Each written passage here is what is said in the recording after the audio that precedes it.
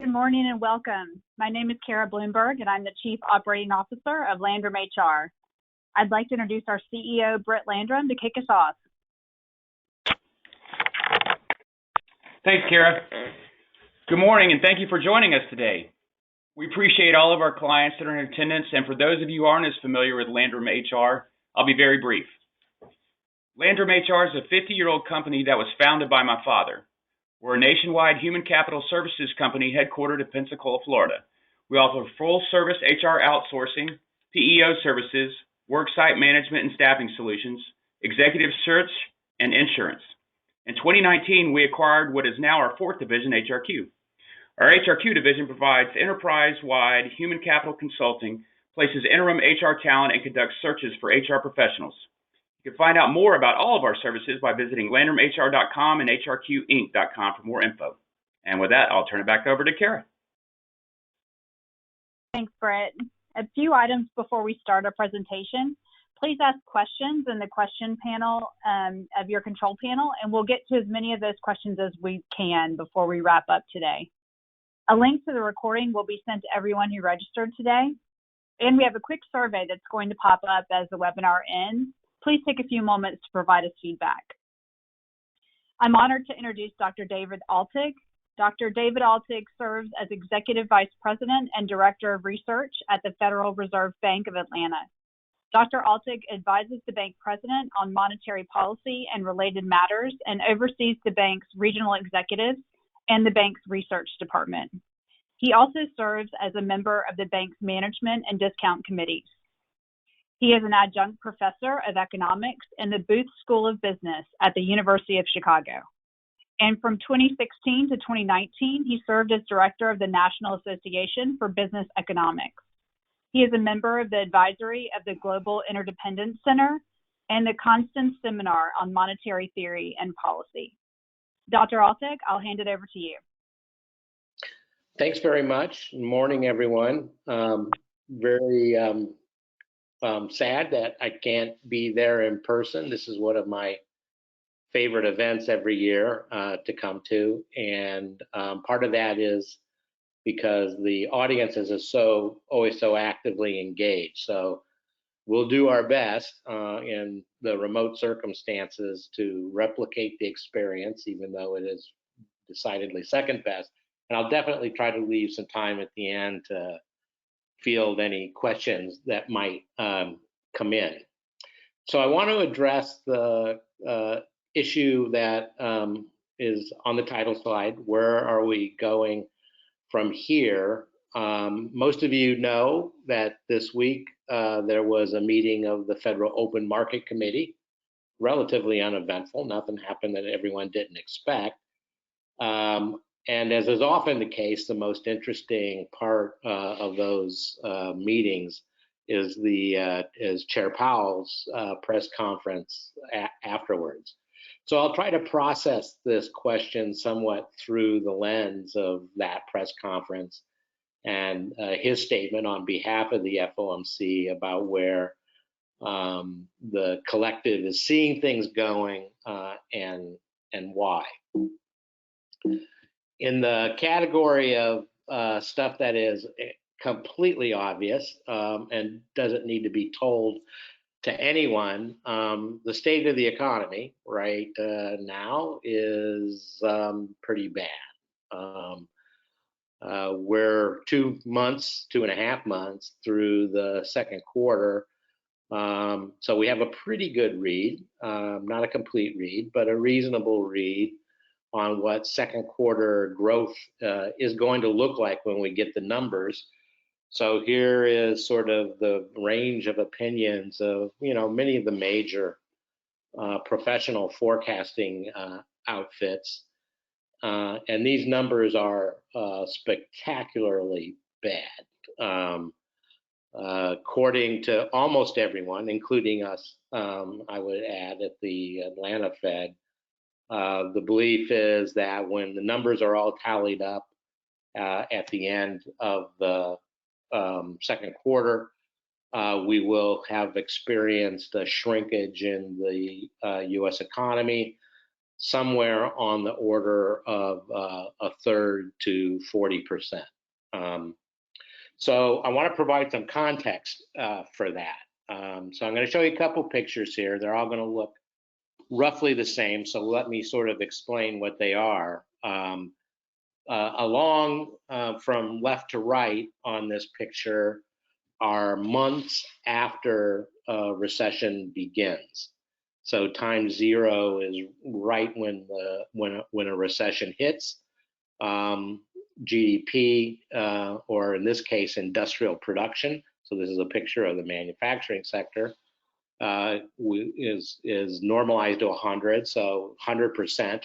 We're going to think about being at 100% of where we were before the recession started, and then just sort of trace what industrial production, manufacturing output looks like over the course of the recession and into the recovery. So this picture, I'm showing the experience of all of the recessions prior to 2007 after World War II. And the green line there is the median of those recessions. So you can see GDP typically shrinks somewhere on the order of 5%. After about 2 years, has fully recovered, and then kind of normal growth proceeds after that. Now, the experience is obviously dispersed and heterogeneous. So the shaded areas is just the range of the different things that happen. So there were instances where, of course, the recovery took a very, very long time, 48 months in this picture, and then experiences where it was sort of quicker than the median. But that's sort of what we believed was normal prior to the Great Recession associated with the financial crisis in 2007 to 2009. There's the financial crisis. And you can, as you can see, it was very much deeper and very much more protracted, at least in terms of manufacturing output, than what we had experienced for most of the post-World War II period. That's not a surprise for everyone. But here's another interesting reference point. This is the Great Depression. So we're not used to seeing in our lifetimes anything like the Great Depression, thankfully, when output fell by half and really had not recovered until many, many years down the road. So it's this picture in which I want to put the context of what we've seen over the course of really the last 3 months. So here's what it looks like in terms of industrial production post-COVID. We now know that the recession begins in March. That is, February was sort of the top of the business cycle. The folks who decide whether we're in a recession, which is a committee of economists at the National Bureau of Economic Research. So if you don't want to be in a recession, I guess you need to talk them into making a different pronouncement. Of course, they're not really thinking that they're affecting reality anyway. They're trying to, or determining reality anyway. They're trying to reflect reality. They called it the beginning of March, no surprise to any of us. And what is just absolutely startling is how rapid and complete almost the descent was. So we lost about 20% of manufacturing output over the course of a couple months, and we have not, even if we go back to the Depression, have not experienced anything like this, at least in terms of how rapidly it occurred. So in a couple months, we've gotten to the decline in manufacturing output that it took us, basically a year and a half to get to in the financial crisis. The chair in his comments yesterday said, well, I'm not quite so sure the Great Depression is a very good benchmark. In fact, he said it's not a very good benchmark. And indeed, if you look at the Depression, you can see an experience that is quite a bit different than anything else we've ever seen, and is not going to be replicated this time. So it's there for reference. It's there to kind of give you some sense. And the situation is bad enough without hyperbole, but I wanted to show you this picture to give you some context for how remarkable this event is. You already knew that, but sometimes it's kind of cool to see the data that goes along with it. Here's what it looks like in terms of consumer spending, and in some ways that's even more dramatic. We don't have a continuous series during the Great Depression on this to show you, but we do have these sorts of long period of time, basically, 2 or 3, 4 or 5 years. I guess these are years, reference points. And the fall off in consumer spending really does rival the worst of what we saw during the Great Depression, and it is way off the map of anything we've seen during the last 60 years.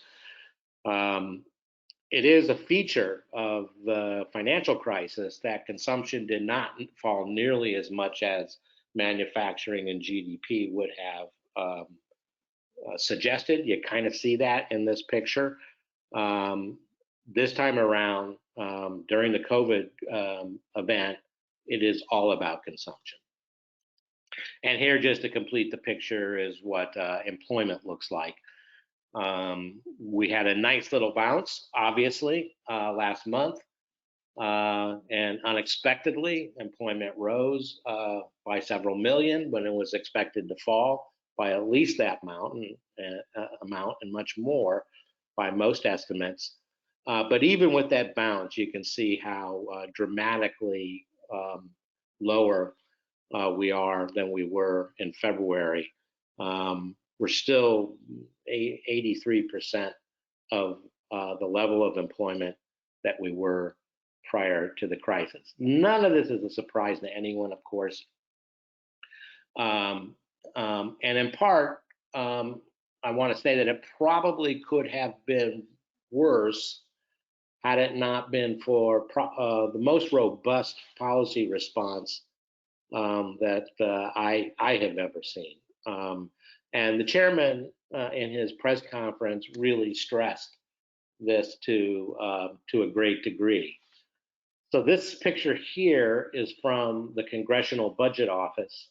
It shows the trajectory starting back in October of what the Congressional Budget Office was thinking about deficits, fiscal deficits, federal fiscal deficits for 2019 and 2020, starting back in October and then coming up through May.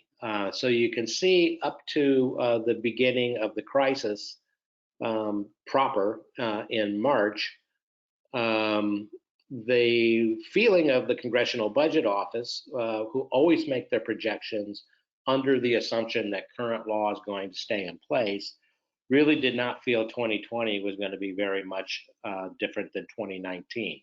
They're projecting fiscal deficits, fiscal federal deficits of about $750 billion or so. That ain't peanuts, but it was not much different than the trajectory for 2019. And then, of course, everything changed. The CARES Act in particular, and a variety of legislation associated with getting us through the acute crisis, now has the Congressional Budget Office expecting a deficit in 2020 of roughly $2 trillion.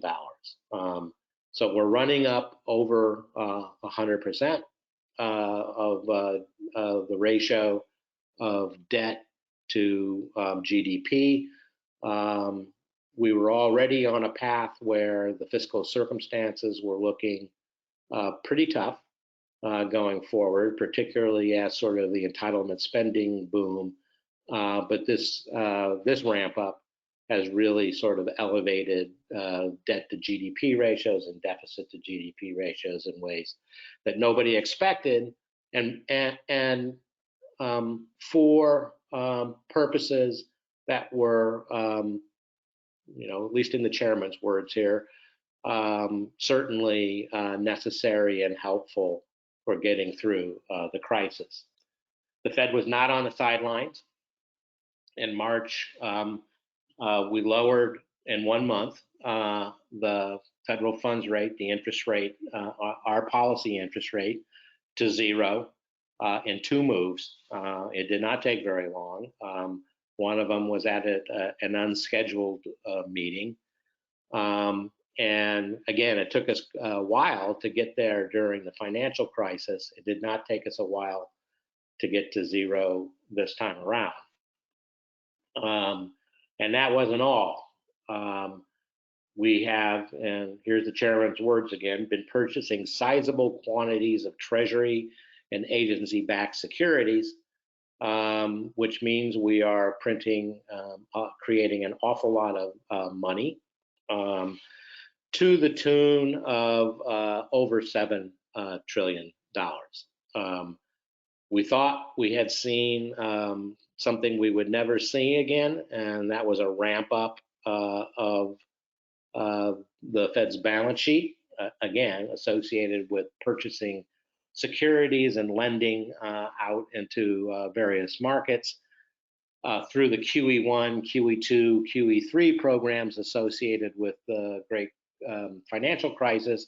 We didn't think we'd see anything like that again, and we've seen something like that again, obviously, and in very, very short order.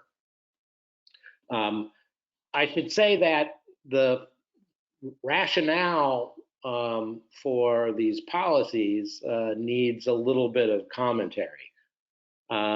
It's not, I think, fair to say that at the time that these very rapid policy responses and monetary policy responses in particular were happening, the notion was simply not that these would be adequate or even at all useful for stimulating economic activity in the economy. This is a recession, obviously, unlike any that we've ever seen, not just in the pictures I showed you before, but in the reason. And the reason is we deliberately, for health purposes in this country and in others, shut the economy down.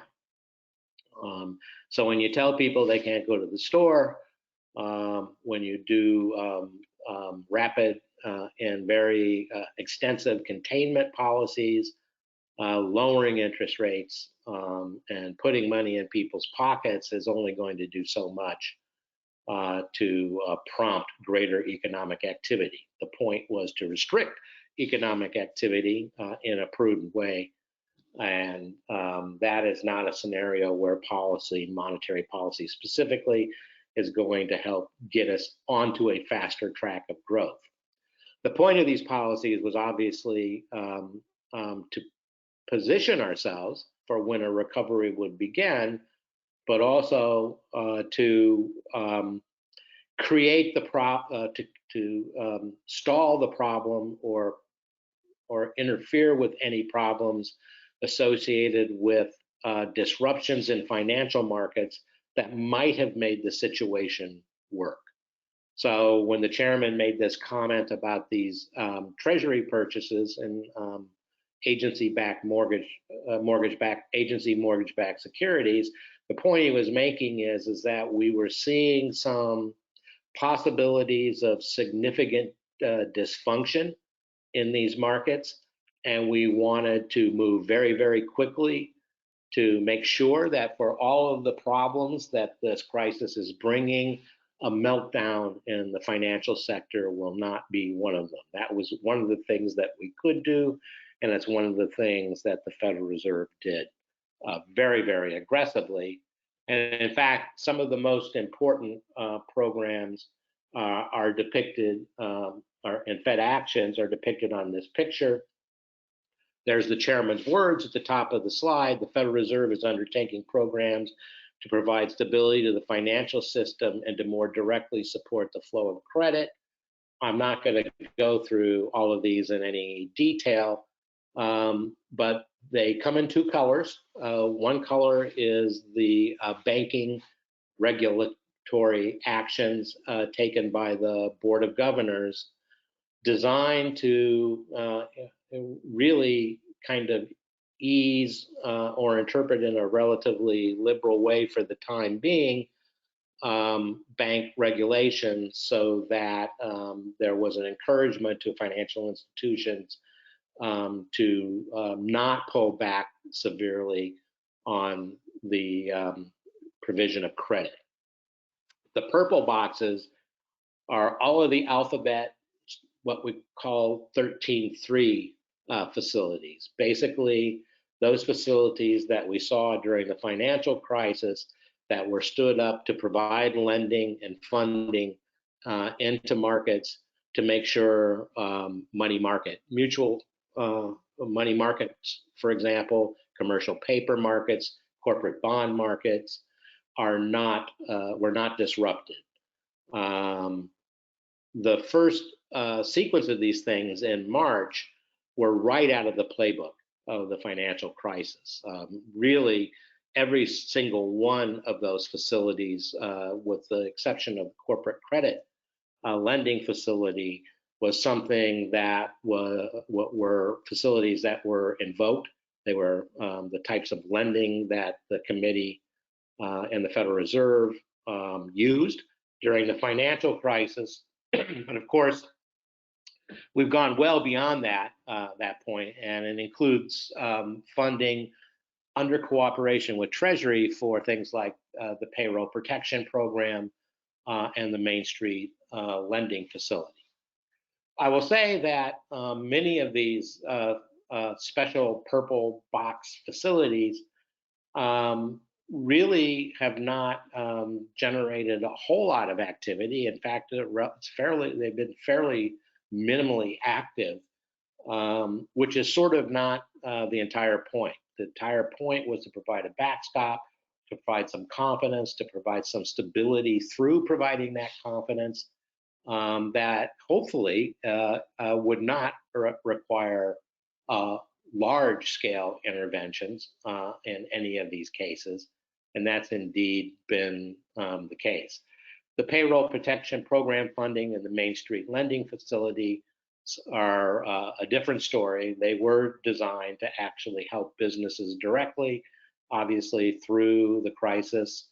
And if anybody sort of wants to ask some questions about those things, I'd be glad to answer them. But those are largely probably the best way to think about those things is those are Treasury programs being implemented through and with cooperation of the Federal Reserve.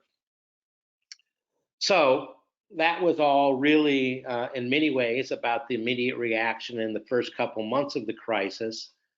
It seems pretty clear now that we sort of bottomed out on probably the economy, and certainly the containment policies in mid-April. So here's one of many sorts of measures you can look at to sort of gauge the extent of the liberalization of the social distancing. This is from the Dallas Fed. They call it their Mobility and Engagement Index. And low numbers means everybody sort of locked down in their houses, and higher numbers mean you're essentially kind of out and about. And you can see that has steadily been increasing since mid-April. The blue line there is for the United States. They do this for every state. They actually do this for lots of metropolitan areas. And in general, the 6th district, which the Federal Reserve Bank of Atlanta represents, those are the states that we represent all or part of in our district, tended to move faster than the rest of the country. corresponding to that pickup and relaxation of the self-containment, social distancing policies has been a pickup in business. Again, there are many, many measures you can look at. This one is small business openings. The black line, the most liberal in this process has been Tennessee. Florida has been sort of bunched at the bottom with the black line, and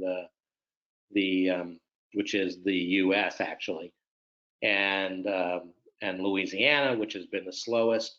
This picture is actually a couple weeks old, and it looks like it's sort of flattening out there. But generally, if you look at indexes of this sort, that very, very gradual return of business activity does very typically show up, and is not surprisingly at all very directly related to the relaxation of the containment policies.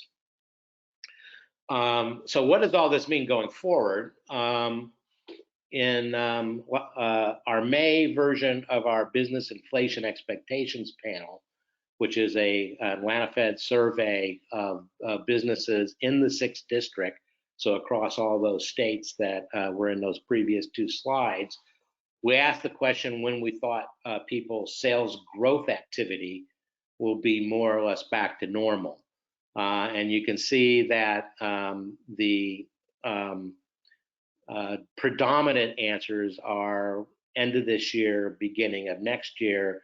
Things will start to look like they're growing at a pace that is much more typical and much more normal than what we've seen and will still see probably over the first half or more of this year. We also ask about supply chains. This shutdown and the response to the pandemic have obviously affected both the demand and the supply of the economy. So not only were the retail side of the picture, businesses in the retail side of the picture dislocated, so were the wholesale side. Early on, the thing we were most worried about, in fact, were supply chains. It became pretty clear pretty quickly that it was not going to be the case that supply chain disruptions were going to be the biggest part of the problem. And the reason for that obviously was that demand was falling at a pace that really mitigated whatever independent cause supply chain disruptions might cause. That was not to say that it wasn't a problem, but it did not really emerge as the predominant problem. The predominant problem was no one was spending, and it was shown in that consumer spending picture I showed you earlier. But it does raise the question of whether or not these disruptions will be a drag and an impediment on economic growth as we go forward and as demand recovers. And so sort of what the answer to this question suggests is that just as sales are expected to kind of return to normal as we go forward and get to the end of this year and into the beginning of next year, supply chains, if anything, are probably likely to recover somewhat more quickly. So here's what forecasts look like for the balance of the year for 2020. So these are quarterly forecasts from all those forecasters I showed you on the very first slide. And what you can see is that, following on this horrible second quarter, the expectation, and this is the benchmark case, and not necessarily all cases, obviously, but the general consensus is that we will begin to see a pretty robust pickup back in the second half of the economy, with these estimates of third quarter growth ranging from about 13% to about 30%. It's a pretty big range. It kind of indicates the degree of uncertainty. and then remaining robust throughout the year. And frankly, whether you look at the Federal Open Market Committee projections or other projections into 2021 and 2022, you see growth that is expected to persist for a very long time, well above what we would consider normal or the long run great growth rate of the economy, which most people would still put at something around 2%. That doesn't mean the year is going to look good ex ante. If you shrink by 40% and recover by 20%, you're still going to look like you've had a pretty bad year. So here's the range of projections for what annualized growth will look like for 2020. They range from about 3% to about 9%, which roughly means ranging from about a little bit better than we were during the financial crisis through that recession, and to something that's quite a bit worse than that was, although of a much shorter duration. Despite the fact that everyone expects the recession to essentially be over by the time we get to the end of this year, that doesn't mean the recovery is V-shaped. So there's an awful lot of talk about V-shapes, U-shapes, Nike swoosh shapes, all sorts of different shapes that we could think of. I don't know exactly how you want to characterize this, but this is definitely not a V.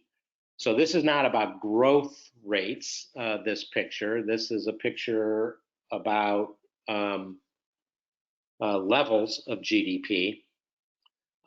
So again, I'm starting here sort of in the fourth quarter of last year, and 100 means we're going to think about where the economy will be relative to 100% of where it was at the end of 2019. And you can see that no one really expects, even with those growth rates that I showed you on the previous page, no one is expecting there to be a recovery to 2019 levels of income and GDP by the end of next year. And in fact, for a little context, this is what that trajectory looked like in the financial crisis and the Great Recession of 2007 and 2009. So relative to where we were before the pandemic hit, these growth forecasts, which look pretty good, would still only get us to a shortfall of income and a loss of GDP comparable to where we were at the worst of the 2009 recession. So this is a long slog. And this is exactly what the chairman had to say at his press conference this week, 2 days ago, as a matter of fact. So, he was asked, well, how are you guys thinking about policy going forward?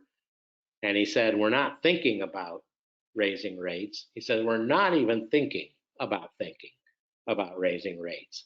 And the reason is that it is the expectation of basically anyone doing these forecasts and thinking about the trajectory of the economy going forward, that this is going to be a very long and slow recovery. So the question is, why might that be? So why are we expecting a slow slog? Why aren't we expecting a more rapid recovery out of this event? I mean, after all, it is the case that the expectation is that this is a manufactured recession in many ways.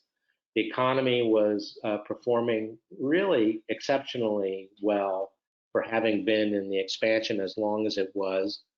GDP growth was not exceptionally strong, but it was about where we thought it ought to be in terms of its potential.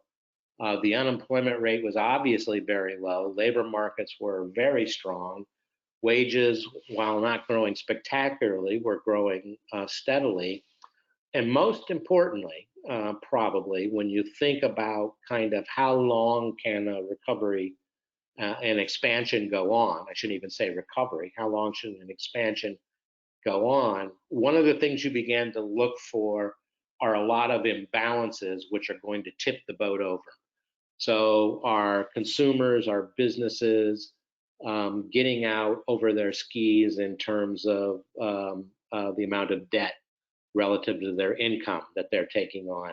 For example, do you have issues like we saw prior to the financial crisis of clear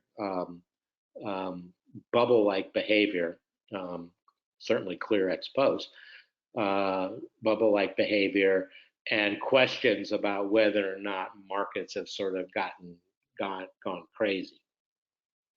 None of that was really showing up prior to the pandemic arrival, and so that's all by way of saying the economy was not poised for a downturn.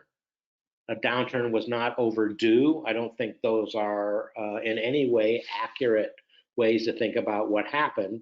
What happened was the pandemic arrived, and for reasons that we all understand, we shut down the economy. In those circumstances, you would expect opening the economy back up is going to bring us back on track to something that looks more like what we had prior to the event. That is not in the projections. And in fact, in the projections, as I was suggesting earlier, is something that looks very much like the really pretty slow and protracted recovery associated with the crisis, with the financial crisis post 2009. So why is that? Well, there are a couple reasons.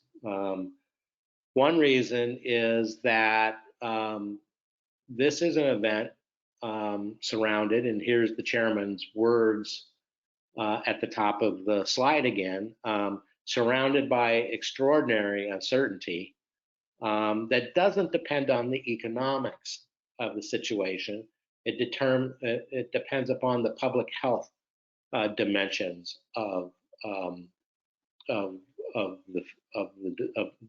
developments.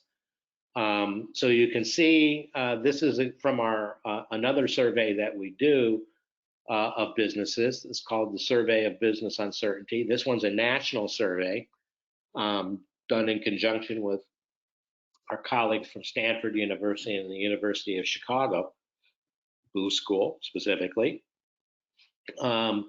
And it's designed to gauge firm uncertainty about sales growth going forward and employment growth going forward. So these are the responses and the uncertainty measures associated with what businesses are telling us about the level of their uncertainty 1 year ahead.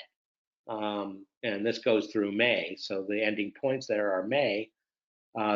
Smooth or unsmooth just means whether the unsmooth are monthly numbers and the smooth are the 3-month average of numbers.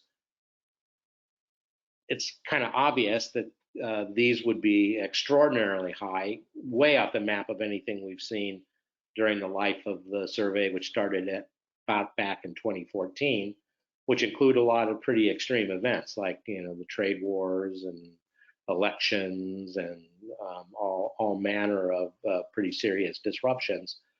And the question is whether or not this uncertainty is going to go away, and the answer is almost surely it will not, because we don't know much about what course the disease is going to take.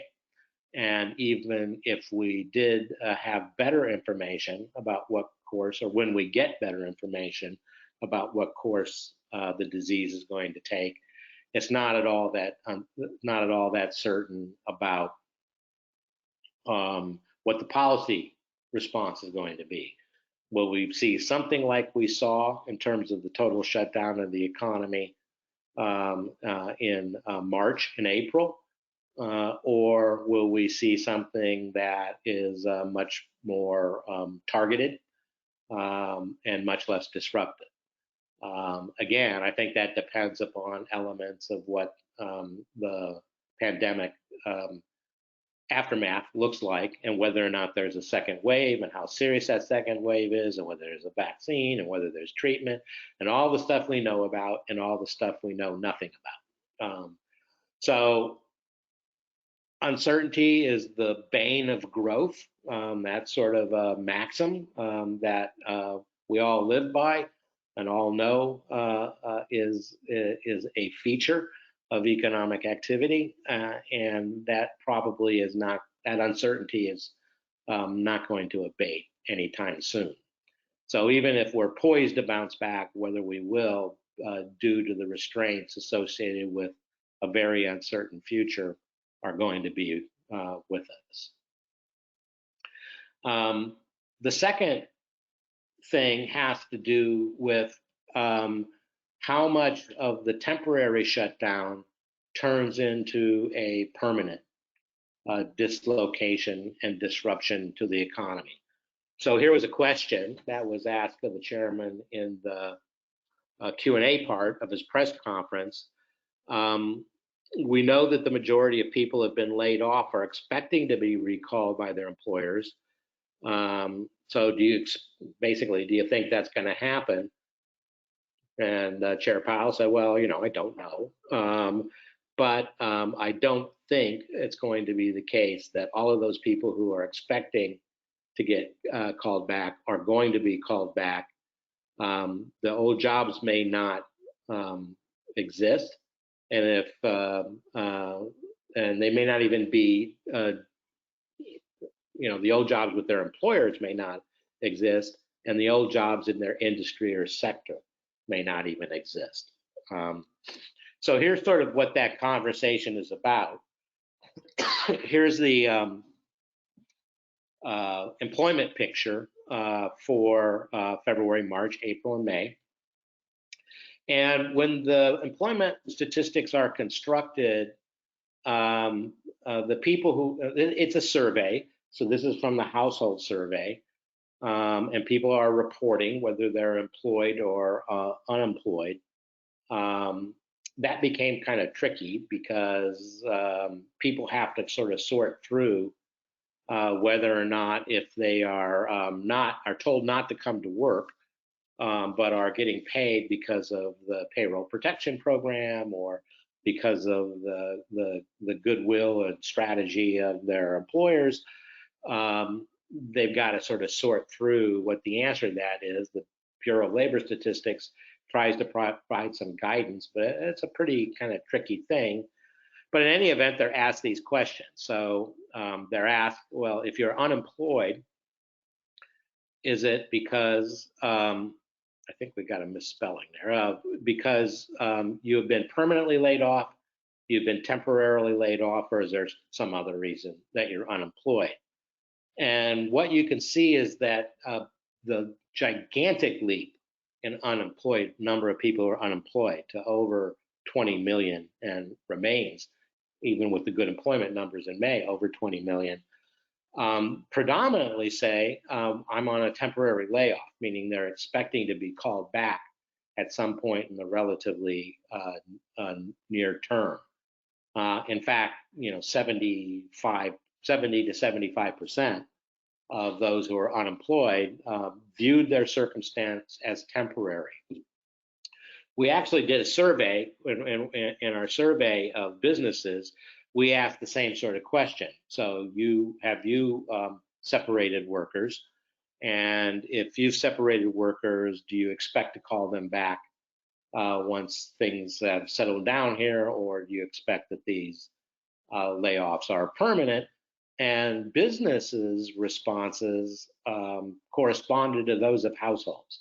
So about 70 to 75% of the businesses in our surveys also said that no, I've had to let people go, but I expect to bring them back when things settle down and get a little bit back to normal. So that bodes pretty well for the future if that comes to pass. If you got rid of those orange bars and just focused on the blue bars and the green bar, we would not be so far off of the unemployment levels that we saw in February before when the economy was still in expansion and before this the pandemic and virus problems hit. The question is whether or not this assessment that all these people are going to be called back is correct or will prove to be correct. And the chair was saying, yeah, it'll be partially correct, but I'm not sure we can count on it being the full story. And he has good history to back him up on this. So here's one study. It is associated with basically the 81, 82, 79 to 82 period, which also was a very sharp recession involving a sharp snapback. If you'll remember, this was the period of time when the inflation fight was in full force. Some of you will remember, some of you were there. I was there. I'm imagining many of you on this phone weren't born yet, which is now just depressed me, so I'm going to move on. Basically, these were recessions because they were kind of quick and there was a rapid rebound. There were a lot there was a large fraction of unemployed who were on temporary layoffs, but only about 3/4 of those found their way back into their jobs when the recovery actually commenced. And it would not be all that surprising to see a similar sort of experience this time around. This statistic, and here's why. This statistic is from a paper which was brand new paper written by our colleagues on the Survey of Business Uncertainty. And the title of the paper is sort of on the source line down there. COVID-19 is also a reallocation shock, meaning what we're seeing and what we think we're seeing over these few months that we've experienced the shutdown is that there appear to be large structural changes in place that are not going to be reversed when we begin the process of recovery in full force. So here's one way to look at that. Here's the statistic from the survey on expected sales growth. That's the blue line. And again, this is sort of a similar time frame I was showing you in the earlier picture. These are our businesses in our surveys expectations of what year-over-year growth will look like going forward. Pretty bad. And that causes a lot of shuffling of labor as some businesses contract and some businesses expand. The dashed line is this expected excess reallocation rate, which is kind of a not very clear term. But what it means is if we actually control for the amount of reshuffling that's going to happen just because growth in sales is going to be so low, how much shifting of workers between businesses and across sectors is happening on top of that. And you can see the big spike in that dashed line in this picture, which essentially basically means that people are not going to be going back to their old jobs. People are not going to be going back, maybe even to jobs in the sectors that they started off with. One of the things that we find when we look underneath the data and we actually kind of query firms about what's going on is that for every 10 jobs lost, there are 3 jobs created. Those 3 jobs created are likely in different kinds of businesses in different sectors. And it seems entirely reasonable and plausible and appropriate to assume that these structural adjustments are going to continue on as we go forward. Part of the reason for this is pretty obvious if we think about it. We know that we were already experiencing a trend in the retail sector, for example, away from bricks and mortars and towards online spending. Now, that trend felt rapid, but it was still the case that online penetration was relatively low in the big scheme of things compared to kind of traditional bricks and mortars types of transactions. But those sorts of online activities obviously became the entire picture once we got into the shutdown. And it appears, and quite reasonably appears, that those trends that were already in place were only accelerated by the crisis. And it's unclear why we should assume that acceleration is now going to suddenly reverse, along with all of the economic adjustments that have to come along with this. Here's just one more way of looking at that, remote work. So in our survey, we asked what percentage of working days were remote in your business in 2019, and then what do you expect that to be going forward after the coronavirus developments have abated. And you can see the response here is that what we're getting from our business contacts is a 3-fold increase, basically, in remote work. If we look across sectors, it's 3-fold in almost every sector outside of manufacturing. And even within manufacturing, it's not quite double, but quite a bit larger than it was prior to the crisis. So, there are lots of questions that come with this. What does this mean for commercial real estate? What does this mean for office supply sorts of activities? What does this mean for transportation? What is it? These are huge questions related to structural adjustments in the economy that we just don't think are going away. We don't think other things are going away.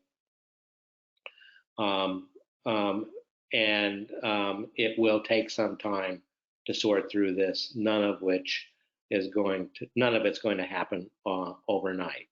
So the bottom line of all of this is that the general expectation shared by us and the research staff at the Atlanta Fed, by forecasters, and fairly evident in the press conference from the FOMC this last week, is that the second half growth is going to be pretty good, but it's going to be good enough to get us to a very rapid recovery.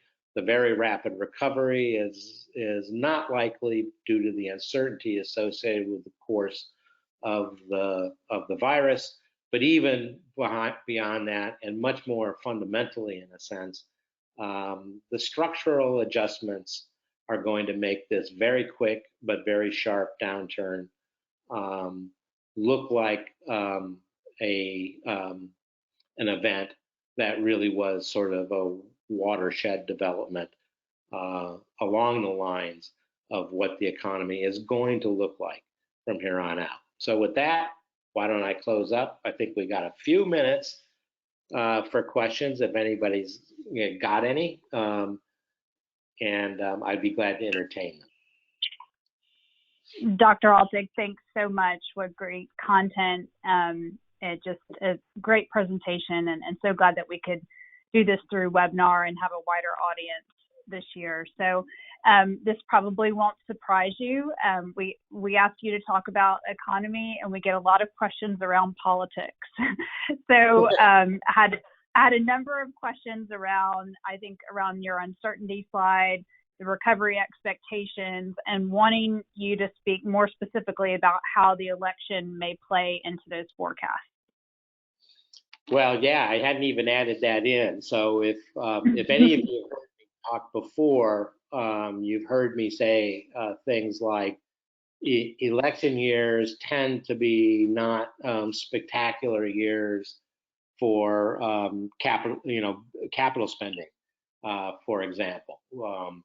When particularly those elections that are likely to be contested and where the policy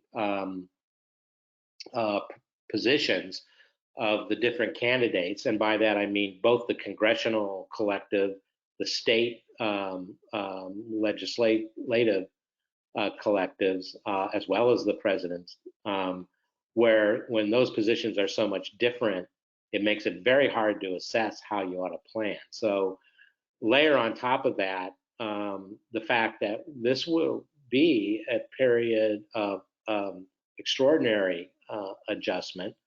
Policy will either be a help or a hindrance to that. And I don't think we know enough about kind of how different candidates are positioning themselves for that to make any kind of reasonable judgments.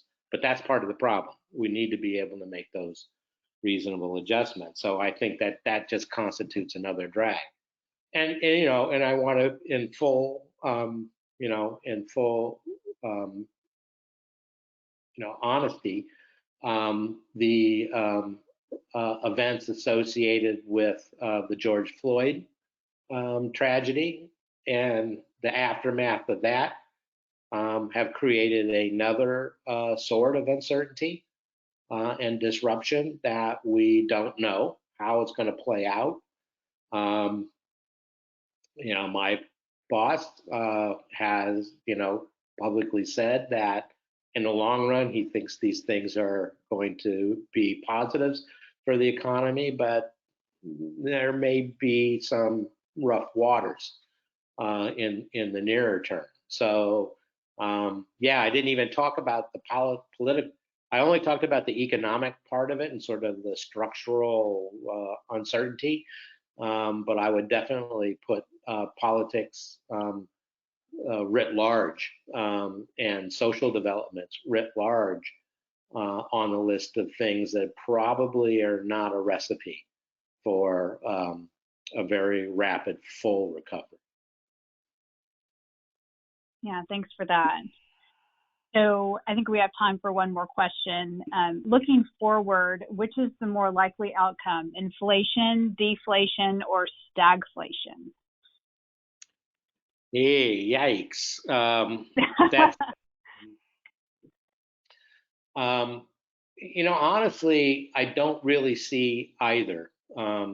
It's very, very clear that in the most immediate term, there's some downward pressures on prices. I think for most of us who, I don't know what it's like in your household. In my household, I seem to have been exposed a lot more to food prices than it would typically be the case. Food and toilet paper and paper towel. Yeah.